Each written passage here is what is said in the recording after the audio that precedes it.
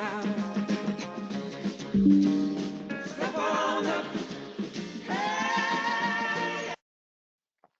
right. Perfect place to break. I love it. Love that music. All right. Got to get us going. Upbeat, ready for a great community conversation. Welcome everyone. Thank you so much for joining us. For those of you who don't know me, I'm Nicole Mahoney, CEO of Travel Alliance Partnership, and I am podcast host of Destination on the Left, a show focused on creativity and collaboration in the travel and tourism industry. And that's how I get to meet really amazing folks like the folks here today that are here joining us for the conversation. This is our third community conversation for 2025. And we know that there are a lot of changes happening in the travel and tourism industry, and it can be very hard to keep up. So our goal is to support the travel community by being proactive and forward focused. And that's why we play songs like Ray LaMontagne that we just played, Step Into Your Power. I love it. But I don't know if you subscribe to my e-newsletter or not, but just this morning I sent a note out, and I just kind of wanted to read a piece of it. And that is, have you ever heard the metaphor crabs in a bucket? And here's how it goes. If you place a single crab in a bucket, it'll try to escape. But when you place several in the same bucket, anytime one tries to climb out, the others pull it back down. None escape because instead of lifting each other up, they prevent anyone from succeeding. And in the travel, tourism, and hospitality industry, we know how dangerous this crab mindset can be and how different our approach often is. Rather than pulling each other down, we thrive when we collaborate. We understand that someone else's success does not mean our failure, and that there is room for all of us to grow. In today's fast-changing world, co-opetition, collaboration among competitors, isn't just a nice to have, it's a necessary. When we work together, we solve challenges more creatively, we uncover new opportunities, and we make our entire industry stronger. So my hope is that today's conversation is the start and not the end of an ongoing forward-focused collaboration within the industry. Attendees of this webinar cover a broad base of the travel ecosystem, including destination marketing organizations, attractions, accommodations, tour operators, travel advisors, freelance travel writers, industry associations, and consultants. And I love that so many members of our community find this subject to be important and are open to learning more. So we've identified 7 questions for our panelists today. We hope to get through these in 45 minutes in order to leave time at the end for any questions submitted through our chat. So feel free to write in your questions as we go along, and we'll do our best to get to them before the hour is up. So now let's get into the discussion. Welcome, panelists. Thank you so much for joining me today. Thanks for having us. Yeah, thank you. Yeah, so excited to have all of you here. And our attendees are in for a real treat because each of you has a different angle to discuss in terms of how collaboration and partnership has worked for you. And I know we're going to learn a lot from each other today. So let's start by having you introduce yourself. And for context, in your introduction, tell us a little about your organization and why collaboration and partnership is important to you. And Dave, I'm going to start with you. Hey, Nicole. Good to be with everybody today. Really looking forward to the conversation. My name is Dave Harrell, and I'm the president and CEO of Visit Quad Cities. We're a regional destination marketing organization, a little bit beyond 2 hours west of downtown Chicago and a little over 2 hours east of Des Moines, right on the Mississippi River. So an upper Midwest DMO population base, about 475,000. And what's unique about us is we represent multiple communities in the Quad Cities regional destination, about 58 communities. We're a bi-state regional DMO, and that we are in Illinois and Iowa. And that makes it extremely interesting in the work that we do, and funding sources coming from multiple municipalities 2 counties, 2 states. From a collaboration, perspective, I think for us, certainly just by nature of how we're set up as an organization, but more chiefly as a community, collaboration is paramount and it's imperative in all of the work that we do because of the multi-jurisdictional, foundation that the Quad Cities is really sort of set by. So if we are not collaborating on a day by day, basis and understanding the power of that word and operating in that capacity, then we're definitely not going to be in the best position to serve our customers and serve our community. So that's just a little bit about us and the answer to your question. That's fabulous. I love it. Thank you so much. And Rebecca, let's go to you next. Super. Thanks so much for having me today, Nicole. So I'm Rebecca McKenzie. I'm the president and CEO of the Culinary Tourism Alliance. We are a national not-for-profit organization, and we work with destinations across Canada and beyond to connect people to place through food and drink experiences.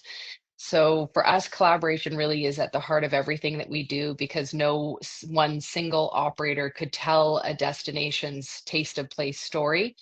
And through our membership and different programs and services, we're able to connect not only with our provincial or regional or localized destination marketing organizations, but also with local economic development offices, with educators, and then with business operators across the culinary tourism value chain. So that can be everything from a farm market, to every type of dining, from food trucks to fine dining, attractions that may either tell the destination's taste of place story or have a food and beverage offering. We also work with obviously food tours and public markets and cooking classes and festivals and events that celebrate a destination's taste of place.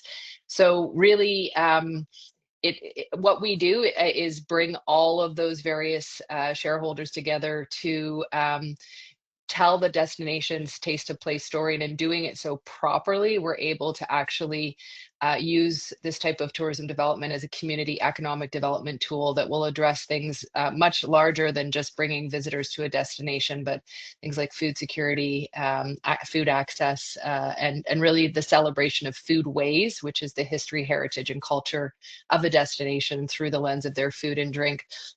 And we do this to help not only build capacity for business operators, but build opportunities for underrepresented business operators, and really coach not only the business operators, but also the destinations on how to create those kind of immersive experiences that speak to the visitors' inherent appetite, if you will, for exploring a place through its taste. And we definitely take a systems approach to linking the various players across the culinary and agritourism value chain to ensure that our work has its greatest impact. And I think for us, collaboration is key in order to achieve that. Yeah, absolutely. Especially with all those stakeholders that you mentioned and all of the different elements that make up what you talked about and called taste of place. There's a lot of components to that. And I know you're going to give us some really great examples of your work as the conversation goes on. I love it. And Sage, how about you? Go ahead and introduce yourself. All right. Hey, everyone. Thanks again for tuning in. My name's Sage Hamilton Hazarika. I am from Brooklyn, New York, and based here. And I represent the Underground Railroad Consortium of New York State. We are a 501c3 association of Underground Railroad and abolition historians and museums. We're about 40 members strong, but we also have a lot of supporting organizations that take the form of destination marketing organizations, state and federal agencies. We work with tour operators and guides, media entities, and through some of our work, we've been able to also engage with cultural heritage consultants, creative vendors, visual artists, photographers, filmmakers. Basically, our organization works amongst our historian partners to develop programming and advocacy around the historical interpretation of the Underground Railroad. We tell the story that happened between the early 1800s and the end of the Civil War via all of our partners, but we just work through collaboration to deliver those stories and help help our partners get them to a wider audience, whether that be through statewide initiatives or short events, or even our general marketing. Yeah, and what I really appreciate about your organization is that it brings together these sometimes smaller, even volunteer only, perhaps historical sites, and historical organizations that might not have the resources or the reach to be able to network the way that you're able to do that. And I know we're going to get into more of that shortly as well. So hopefully our attendees already have an idea of what they're in store for, because we've got three very different perspectives here at the table. And Rebecca, I'm going to go back to you first and ask you to share how your organization strategically implements collaborative initiatives, and then what that really means to your success. So, we basically take the approach of looking at going outside the box, thinking beyond sort of who your traditional partner might be. And in some cases, that could be working with really sort of unexpected allies or even competitors that we recognize may have a shared or common goal. It really is about building relationships, building trust, and sometimes in some cases being vulnerable. But that's where we think innovation happens. And some of our most impactful projects have been when we've stepped outside of sort of the usual silos and invited new voices to the table. And just to give you a really awesome example, this past weekend, we hosted our first ever Great Taste of Canada Jalasa Unamaka experience that took place in Cape Breton Island in Nova Scotia. And this experience was created in partnership, led by our organization, with support from the Federal Parks Canada Agency and their localized Fortress of Louisbourg field team. We brought in the Nova Scotia Indigenous Tourism Enterprise Network to the partnership, as well as several DMOs, including Destination Cape Breton and Tourism Nova Scotia, and a sector organization called Taste of Nova Scotia, as well as individual operators, including Eskazoni Cultural Journeys. And this experience enabled us, and it was quite a long runway of work. It took us over 12 months to come together and collaborate on this experience. But we were able to create an opportunity for reconciliation in action. And on Saturday, guests came and spent 2.5 hours hiking along Goat Island, learning all about the history, heritage, and foodways of the Eskazoni's people, the Mi'kmaq culture. And then in the evening, we went to Fortress Louisbourg, which is Canada's largest reenactment fortress. And we had an incredible meal catered by Chef Jordy Marshall, a Mi'kmaq chef, where he brought in his not only influences from his own culture, but the Acadian culture that was all part of that settlement. And we enjoyed an evening of music, dance, and storytelling by a number of Mi'kmaq cultural performers. And this partnership was so significant because we not only learned more about the history, heritage, and culture of the Mi'kmaq people, but we learned the importance of addressing and understanding cultural protocols, and how to respect other languages, additional languages, and ceremonies, and making sure that the benefit of this type of tourism experience goes and is spread across numerous partners, and more specifically also make sure that there was benefit to the Mi'kmaq Indigenous tourism operators. It was a magical day, and I have to say, like, having spent a year working on this collaboration, to see it come together, all of the partners at the table, it just, we all said it felt like we were a family after this year, coming together and seeing a newborn being born, because it was just so incredibly rewarding. Absolutely. What an amazing experience. And I love that we get you right after that event. And I'm curious, as you were working on that event with those partners, what did success mean to the whole group in terms of, it's one thing to, we've got this newborn baby, we actually succeeded at pulling it off, but I'm sure it's got legs maybe more than that.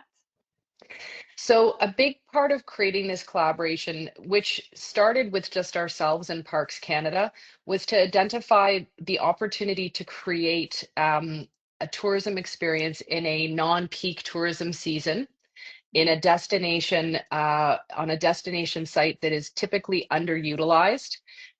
So we identified that this opportunity would help us achieve um, three different sort of elements that our international market look when they're coming to Canada. You know, they expect to have a great outdoor experience. They're looking to have an Indigenous cultural experience, and they're looking to have culinary. So, in creating this partnership, that's where we started with Parks Canada. The unexpected was not only bringing in Nova Scotia Indigenous Tourism Enterprise Network, but a number of the other local partners, and the success has been measured on the fact that we created a much deeper layer of partnerships at not only a provincial but a localized level. So, you know, in many cases, partners who were actually right in the same community but had never worked together, let alone in the same province, let alone across the country. So there was that layers of partnerships was one area of success. The other was, you know, throughout the entire experience, our work is done in both official languages here in Canada, in French and English.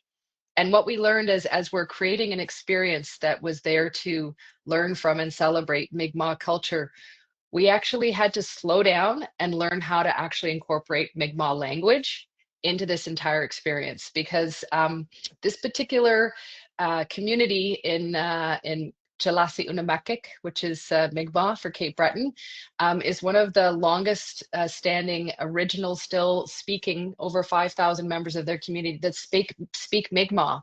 So we actually had to learn how to acknowledge and respect and incorporate their language into the marketing, promotions, and delivery of the program. So that was another really huge success factor for us.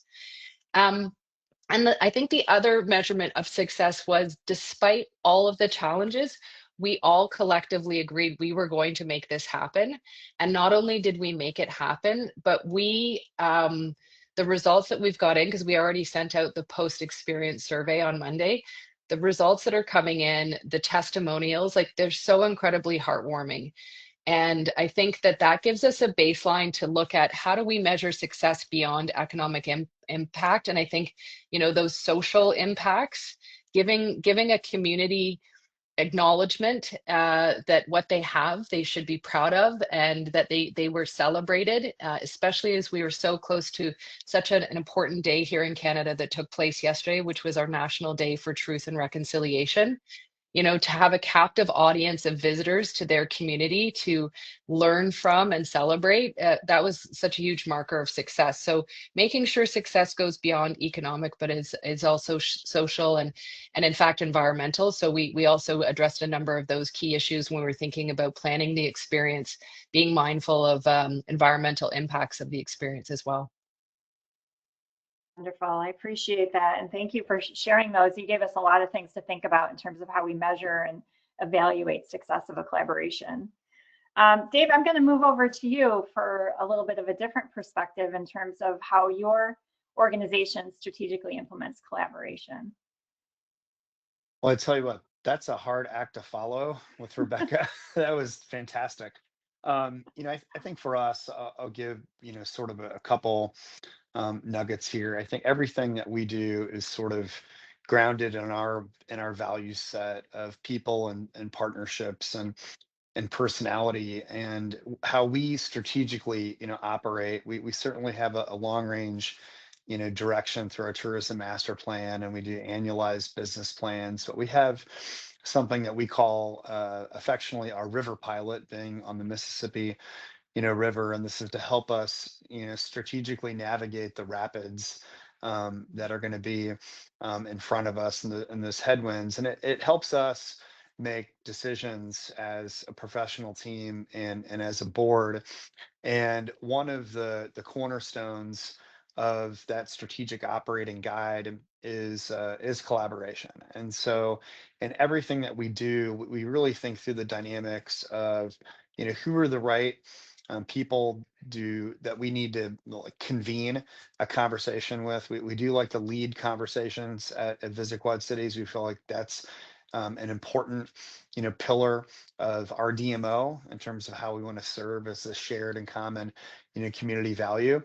And, a few years ago, we were really kind of grappling with what does a lot of our outbound marketing presence look like as we were trying to activate not only the visitation and try to induce more visitors, but thinking through kind of just image building and trying to create a narrative around why we feel the Quad Cities destination is a compelling place to certainly to visit, but to also live and work and learn and invest and experience and all of these things. And so we charted a course with our Chamber of Commerce, also a regional organization, and really thought through a collaborative effort to take a new approach to building a brand and putting some marketing emphasis behind it. And so we created what we call QC That's Where, a very integrated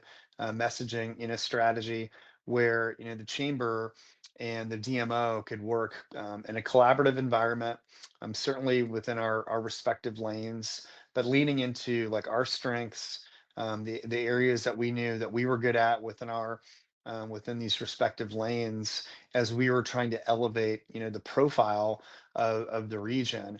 And it's turned out to be a great success for us a couple years in, and really kind of this values based marketing approach. I mean, certainly we want people to visit, but I think sometimes you might see creative applications that we're putting out into the wild in our source markets, and boy, you might not be able to tell, is that a particular message that's geared around visiting our destination or living or maybe going to school, all of these things. And so just the intentionality behind that, I think really helped us think through a stronger collaborative effort, but also I think a unique partnership as we're constantly learning and evolving as organizations. And there are certain things that we're better at than our chamber friends, and conversely certain things that they're a lot better at than us, and making sure that we understand those vulnerabilities and have some awareness going into an initiative and an effort.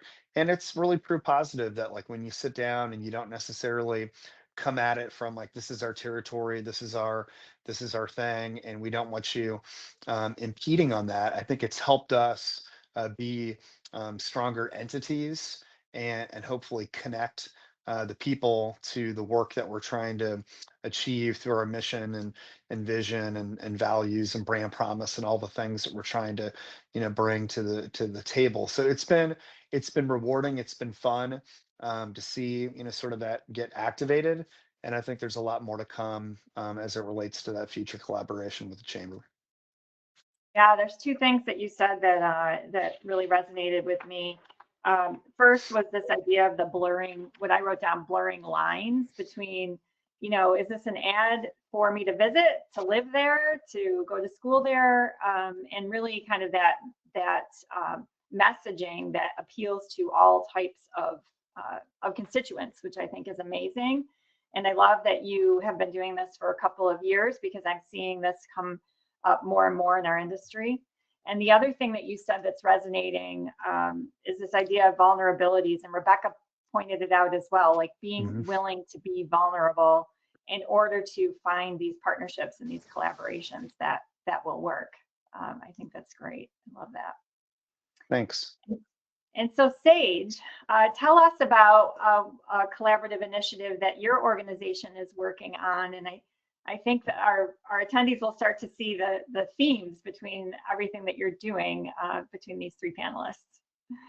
Definitely. I'll start by saying, and I guess reminding the folks that our organization is a very small organization. It's mostly volunteer run.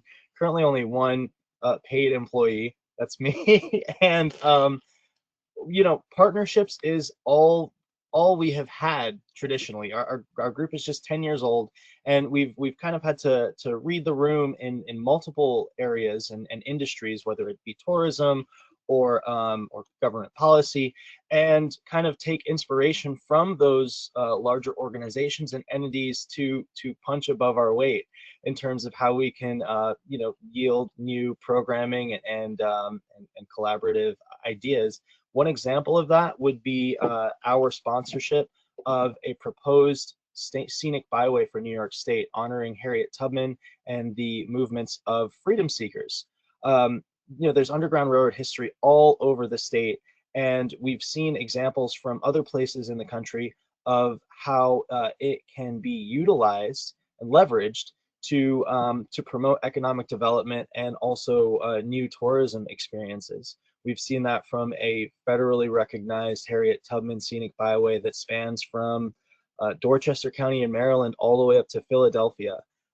We've seen other government entities like the National Park Service and its Network to Freedom program have kind of countrywide surveys of Underground Railroad history through its designation system.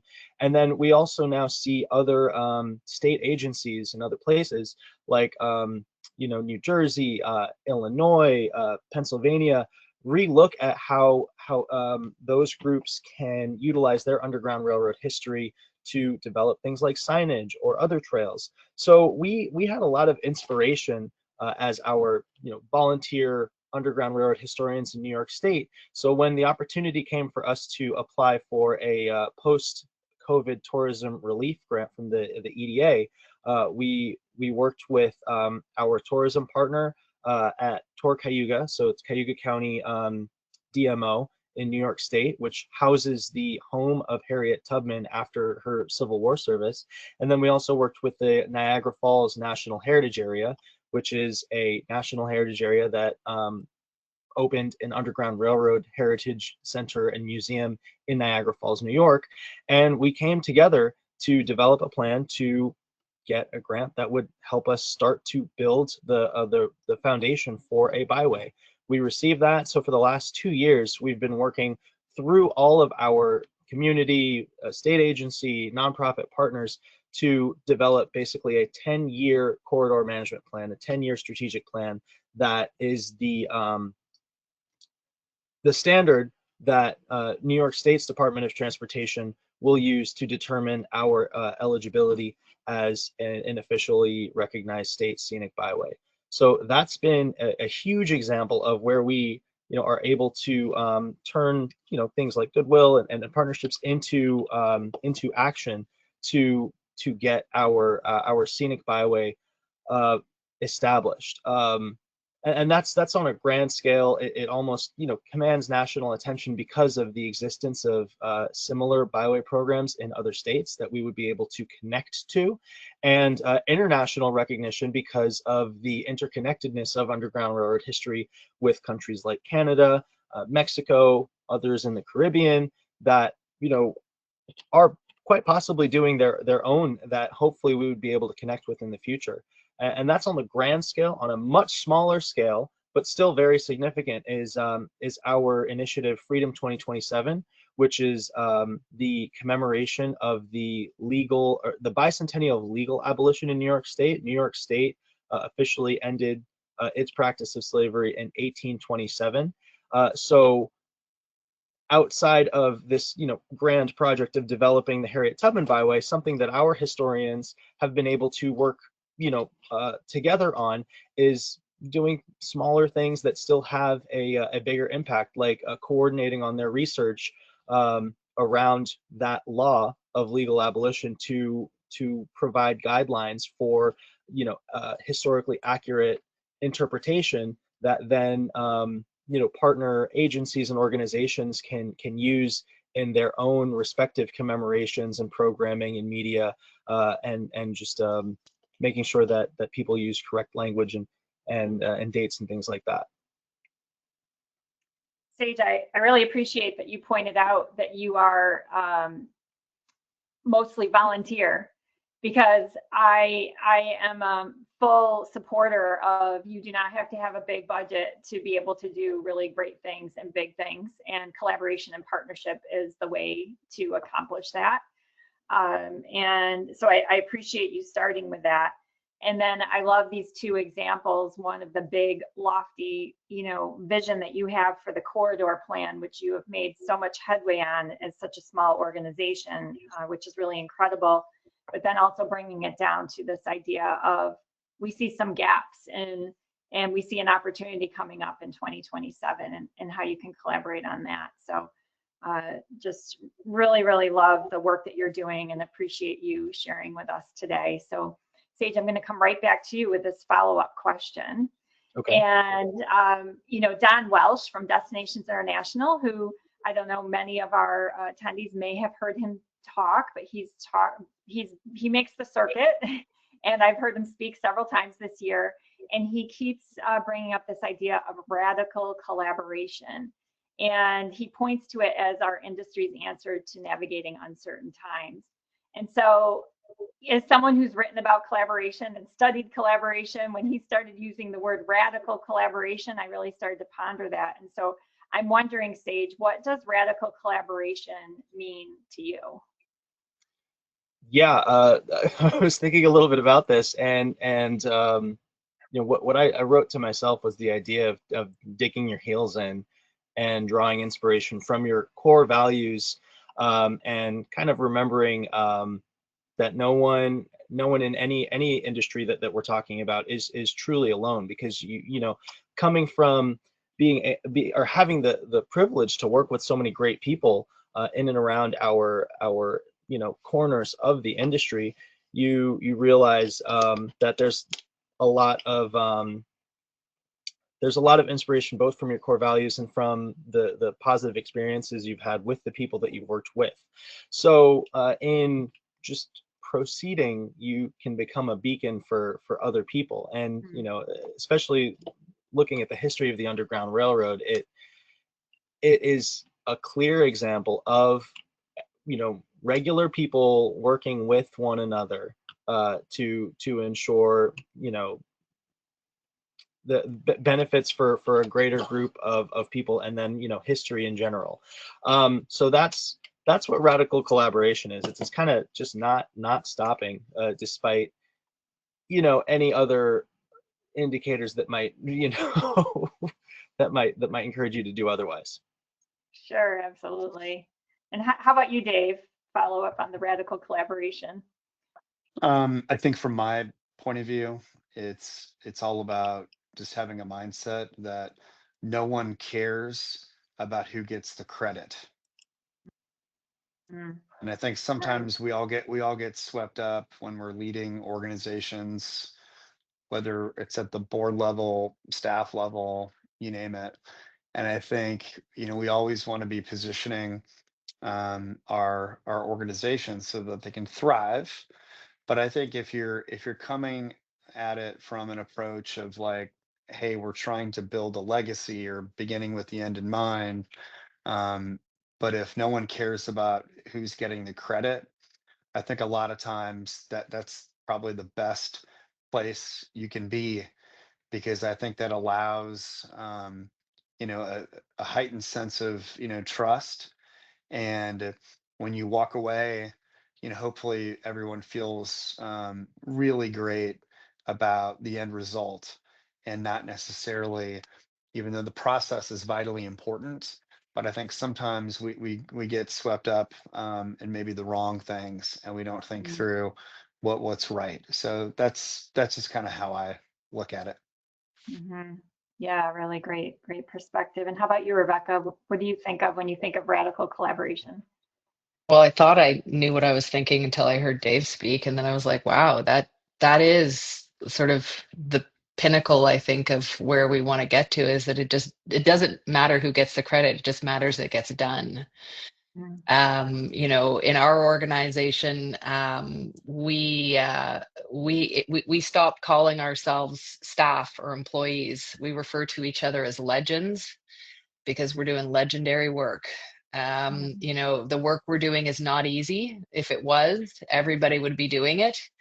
And our biggest success is when we just, we see the things that we believe in come to fruition, no matter, often in many cases, our organization, like our logo isn't on it, or people don't really understand who we are. And it's like, that's okay. It's okay, because we're just getting her done. And that's the most important thing. Our big, hairy, audacious goal is to see Canada recognized globally as a delicious destination by 2030. And my team of legends are like, how do we know when we've got there? And I'm like, don't worry, guys, we're gonna know. I mean, we obviously have a strategy, we have a Yeah. plan, we have tactics, we have all of that. But sometimes, it's gonna take all of those things plus. But it's also just having that power of persistence. And I think that that's where radical collaboration does happen, is when you don't take no for an answer, and you just keep working on it. And I think, Sage, like, kudos to you for being a staff of one with a whole lot of volunteers. It takes a lot of energy to bring together volunteers, because they're being voluntold. So but the work is obviously incredibly rewarding. Otherwise, your organization wouldn't have been around for the last 10 years. And I can say, I think I'm pretty excited to see where you'll be in 10 years to come, because it's that passion and persistence that will see that kind of result. Yeah, I Thank love you. that. Yeah, I love that this kind of turned to a mindset conversation, because that's actually a perfect cue up for the next question. I'm going to push this over to Dave, but our research that we've done at TAP identified qualities of a collaborative mindset as open-mindedness, communication, and flexibility. And so I'm wondering, out of these qualities, what's been most critical in your own collaborations? And we'll start with you, Dave. Yeah, I think just communication. I think that's so, vitally important, and clarity with communication. So, coming into collaboration, understanding and laying out the expectations of the parties that are involved, so that everybody understands the desired outcomes that your partners are looking to achieve. But I really just think that the clarity in communication, I think if you have that approach, that's really going to hopefully put you in a position to be successful. Absolutely. How about you, Sage? Anything to add to that? Yeah, absolutely. Flexibility is huge. I mean, we are an organization that was started by historians.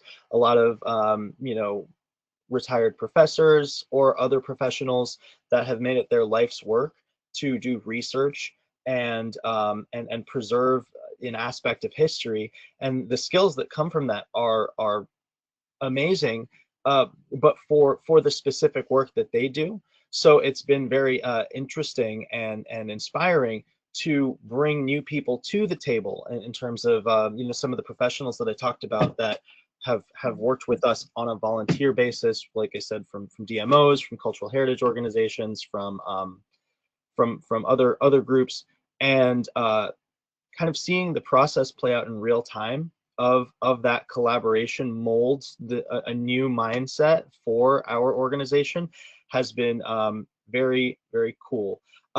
It's not always easy, because I mean, you think of the tactics and the strategy of a government agency versus a heritage consultant or a destination marketing organization or a community group that needs its local constituency needs to be met. Everyone works very differently, but kind of seeing where those thoughts and beliefs and practices align is always really, really rewarding. And that's something that we've seen time and time again through our byway designation process, but then also coming back to the immediate needs of our historian partners, and seeing where those two can kind of align. Yeah, I think that speaks to not only the flexibility, but also the open-mindedness of hearing different voices and having different partners at the table. I think that's just a great example. And how about you, Rebecca? What do you have to add in terms of these qualities that have been most critical to your collaborations? Oh, well, you probably saw me nodding my head as Dave and Sage spoke, because I can't agree more with the, the open-mindedness and the flexibility. I think key to the success is also transparency. So Mm-hmm. in part of defining, everybody's sort of roles and responsibilities is understanding, what does everybody need to get out of this? And if one isn't going to meet that, how are we all going to kind of adjust to make sure that this is truly a partnership, that there truly is a win-win situation? Like you're not going to, this isn't going to compromise any of the players at the tables sort of requirements, especially, Sage kind of identified understanding like there's very different ways that government moves versus not-for-profit versus for-profit, various different ways that success is measured.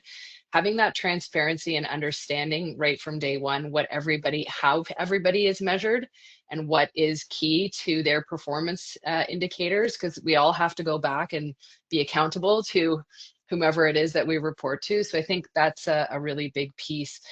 I like to think that we also need to take a systems approach to any kind of collaboration. And because I think sometimes when we're experts in a certain field, we might forget about the other components of our community or our local economy that could be impacted by our actions or lack of action. And so taking that systems approach and understanding where we fit within a system, where our activity fits, and make sure that you bring all the potential players to the table at the right time, or even if you're in progress, recognizing, oh, we might actually be missing a player or two, like bringing them in and bringing them up to speed so they can be a part of it. I think that's the recipe or the secret sauce, if you will, to success of a good collaboration. Yeah, so much good stuff. I love it. So you mentioned measurement, and I know, Rebecca, you went into detail earlier on measurement. Dave, I'm curious how you measure success in your collaborations, and how are you thinking about that? I think it just, again, kind of gets back to that beginning with the end in mind and understanding. There might be variables along the way in terms of what people are seeking out of a collaborative energy or relationship. And I think, for us, and being a DMO, there's so many different variances with that, and making sure that you're really listening. I think sometimes that's a skill that we always need to make sure that we're honing and improving, and we just need to. But really listening to like what your partners are trying to accomplish, and figuring out how you can help them get to the desired outcome that they're trying to achieve. And you might not always get what you are hoping out of the process, but that's okay. I mean, you have to like keep at it and make sure that you keep doing it over and over. I'm a baseball guy. I love the sport of baseball. I'm just kind of using a baseball analogy. I mean, like, it's not always about the home run. It's the singles and doubles, and how crucial they can be to how you're chipping away is just so important to how you want to, kind of bring energy to the table to achieve the objectives that you're trying to lay out. So that's just kind of how we approach the opportunities that have been presented to us, during my time here, and how our team, tackles their daily work. It's really just kind of it's a cultural mindset, and we really firmly believe in having a strong culture as an organization. And if that's being done internally, hopefully that's going to get beyond the four walls of Visit Quad Cities and really manifest very well within the partner construct that we've got, based on the various things that we're trying to achieve as a community. Absolutely. And Sage, do you have any follow-up on the measurement conversation? And then I think we're going to go to questions from the audience before I ask you all my final question. So. Sure. This may be kind of like an inverse measure of success, but from being in a smaller organization and having been a volunteer with this group back in the days of, well, we aren't being asked X, Y, Z, and we're the authorities in the room on this subject. Why isn't anyone kind of paying attention to what we're doing? From then to now, I think a huge measure of success for our group has been even the invitation to engage in new opportunities. Yeah, and that's yielded so many amazing things. Even going back to the initial application for the grant that we received to start the Harriet Tubman Byway project, that was an opportunity that a former head of Cayuga, Karen Cool, brought to our attention to say, hey, I think this is something that would benefit, our organizations. Let's try to do something, and building from there. Another example of that was an occasion that I had to meet one of my local assembly members, New York State Assembly member Stephanie Zinnerman in Brooklyn, at an event that was co-sponsored by the NAACP, which is also a partner of our organization, and they submitted an endorsement of our Harriet Tubman Byway plan. But the assembly member invited our group to put together a 4-day bus tour of Underground Railroad heritage experiences across the state, and it turned into an opportunity not only for the participants of the tour, but also for vendors and historic sites to almost treat it like a FAM tour before we even achieve designation for the byway, to start to better understand the ways that tourism industry participation could look around this byway in the future. So yeah, I stand by that. Sometimes, and it's like you said, Dave, where regardless of how the outcomes are of new opportunities, it's just approaching them with the mind state of, wow, we're very appreciative of this opportunity to do something, and we're going to learn from it no matter what. Absolutely. That's such a great point, Sage, that it's not always necessarily, and this kind of goes back to what Rebecca said earlier, it's not always necessarily the economic impact, but some of that like social impact, or some of that maybe might be considered more of the softer side, right? Where you're being invited to those conversations, where you're being able to elevate your cause or your project or your program. I think that's a really important point.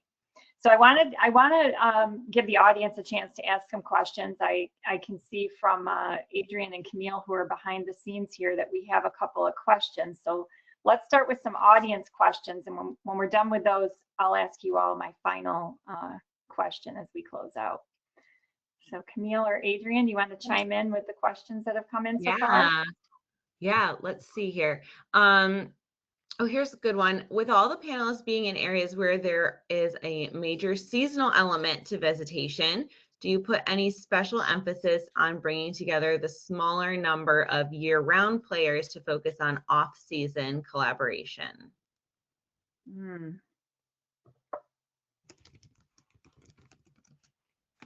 Off-season collaboration. Does anyone have an example of work you might do that is more off-peak? Yeah, we have lots. Go ahead, Dave.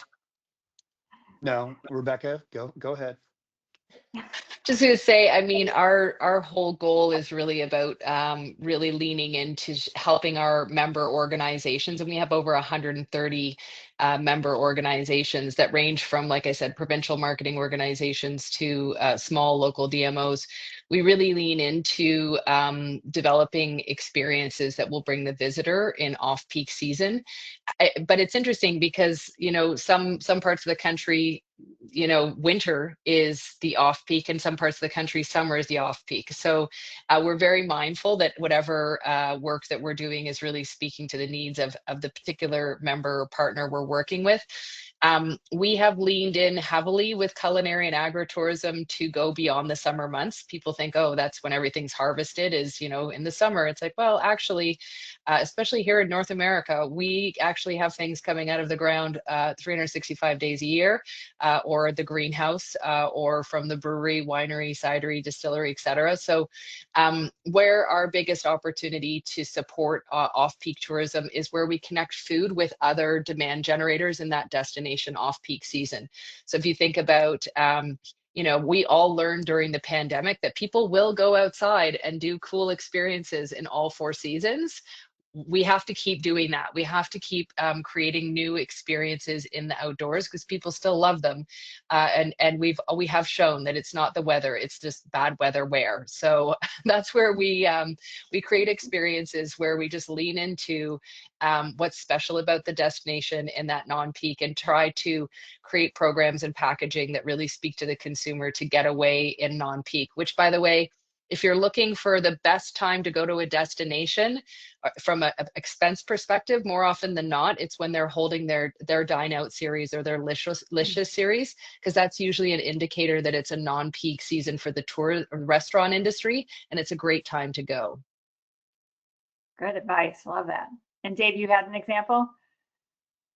Well, I mean, that was just so spot on. I think you have to be 365 days out of the year. I think you also have to make sure you've got a firm strategy in the DMO space of just thinking through what is your group, what is your leisure objectives, and trying to identify things that are going to be off peak, but then what are those hidden gem events?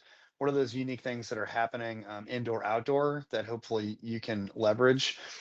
We've got over like 125 miles of trails in the Quad Cities, and we've got some incredible cycling events that literally, like, we are doing in January when there's snow on the ground, there's ice, and it's super cool up and down the Mississippi River. And we're trying to take that and then put that out into video components and marketing efforts, so people they can see that, yeah, things do happen year round. We're known for being just very blessed in the arena of a bald eagle destination. And so as bald eagles, migrate in North America, the Quad Cities is, one of the premier places to experience them. We have photographers from all over the world that come in to get up close and personal to basically do photography work and show them and certain, migratory things that they're doing while they head south. And that's January and February.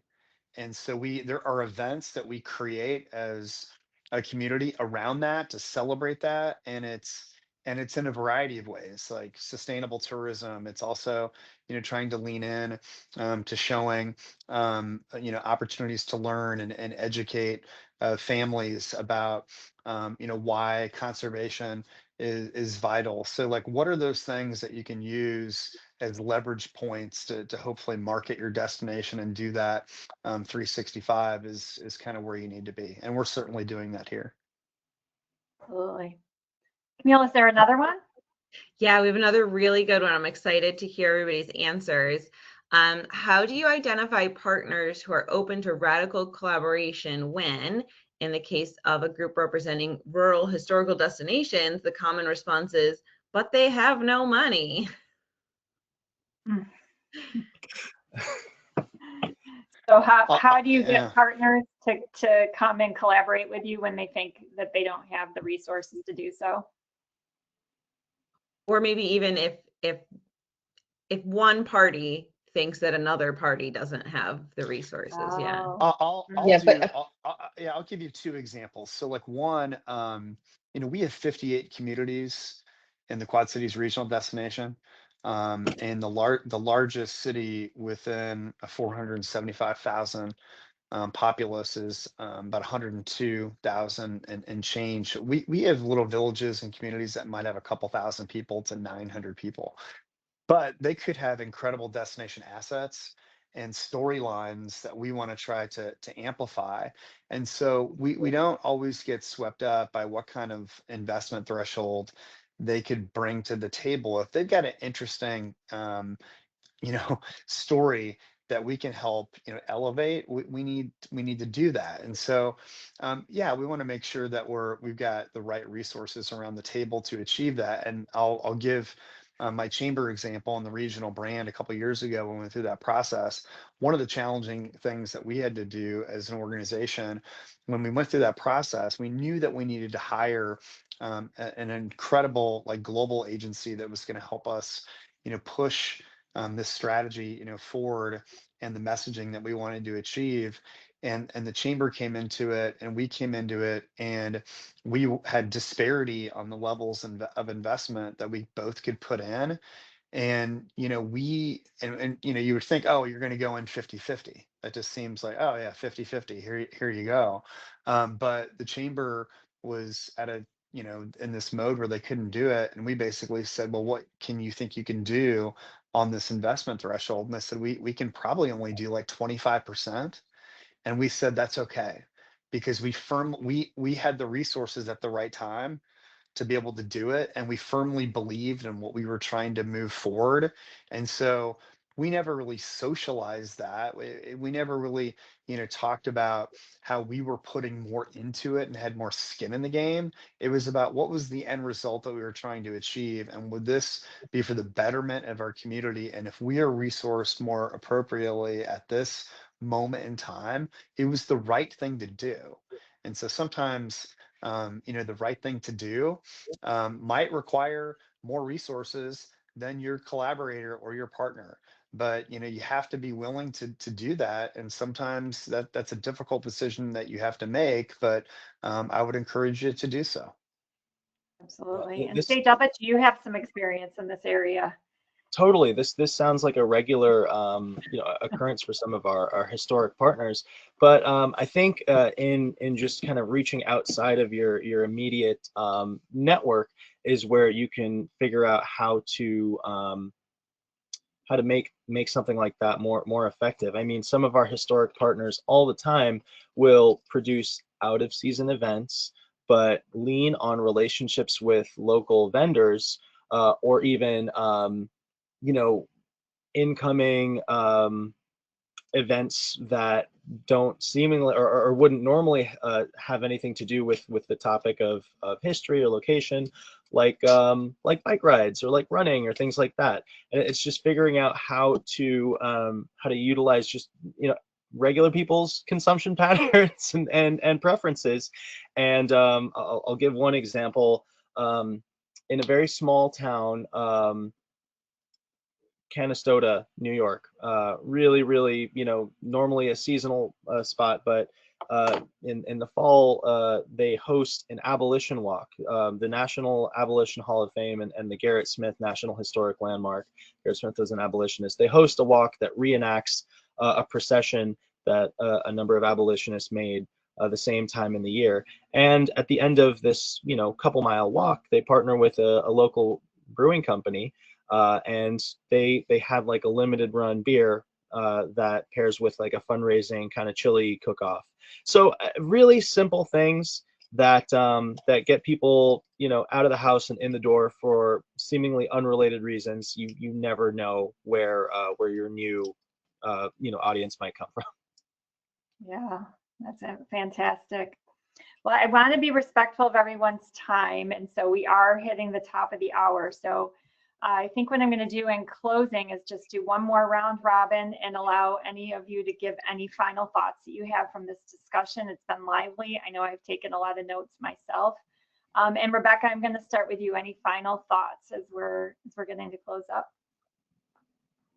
Well, I think I've learned as much as I've shared. And, I do think that if we can all just keep in mind that collaborations and partnerships aren't always about the dollars that are brought to the table, because you can bring audience, you can bring, time, you can bring volunteers, you can bring contra. I think the bigger you think beyond the borders of the almighty buck, the better we will all be. And when you start creating a measurement that thinks about people and planet and not just profit, we can actually hopefully achieve the Sustainable Development Goals and hopefully reach them before 2050. Absolutely. And how about you, Dave? Any final thoughts? Yeah, I would just probably, and I agree with Rebecca. I learned a ton. I was like over here feverishly making notes.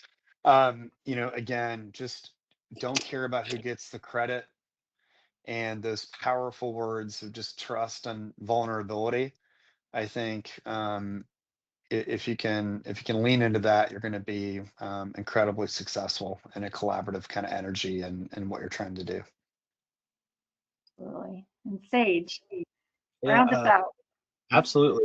Just the thing that I always land on is just the willingness to learn from the people who are interested and come to the table. I mean, I gave Karen Cool of Tor Cayuga a shout out. I also have to do the same for Cheryl Hargrove and Danielle Lewis-Jones of Hargrove International, Nikita Jankowski of our outreach team for getting municipal resolutions, Ali Sponger-Dugan, president of ERCNES, and Niagara, director for Niagara Falls National Heritage Area, Peter Bunton, the board of ERCNES, Saladin Allah. All of these people come together from different places. And if you just kind of listen to who's around, and work with them, more people will come to the table. And just that continued chain of listening and reaching out and kind of understanding where everyone is coming from will help you get to that next point. So that being said, thank you as well, Nicole, for hosting us here, and Dave and Rebecca for your fantastic insights. Really looking forward to tuning back in and learning more with everyone here. Absolutely. And thank all of you. I thank all of you for joining me. As someone who's written a book on collaboration, literally, I'm always still learning more, and I learned a lot today. I took pages of notes as well. So thank you for joining us. Thank you to our attendees for joining us. And I just quickly want to give a shout out to our next virtual workshop, which details will be coming out very soon, but on October 23rd.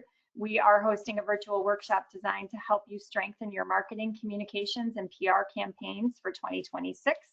And watch for registration details in your inbox. So thank you all so much. We are definitely stronger together, and I so appreciate Thank you. Appreciate it. Appreciate it. Have a great day. You too. Thank you. Cheers. Bye.